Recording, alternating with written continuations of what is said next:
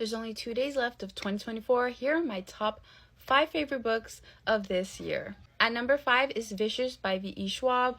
This is a dark academia villain's origin story, and I loved it. I realized I like morally gray characters. It's very interesting to see their point of view, kind of rooting for them like they're the good guys, but really they're not. So it was a very interesting story. I loved it. Definitely recommend checking it out if you haven't done so. At number 4 is Before I Let Go by Kennedy Ryan. I love this. It's a contemporary romance, second chance romance. If you're wanting more of a realistic romance, something to relate to, definitely recommend this book because I loved it and it made me tear up, and usually books don't do that, so check this out. 30's Dark Matter by Blake Crouch. This is like a sci-fi thriller with a touch of the multiverse.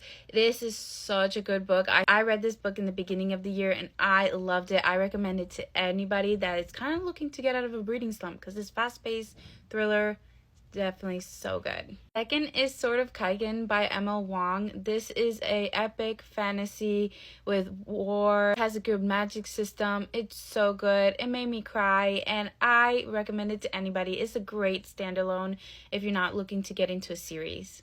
And number 1 is The Way of Kings by Brandon Sanderson. This is a chunky book. It is the first book of the Stormlight Archive.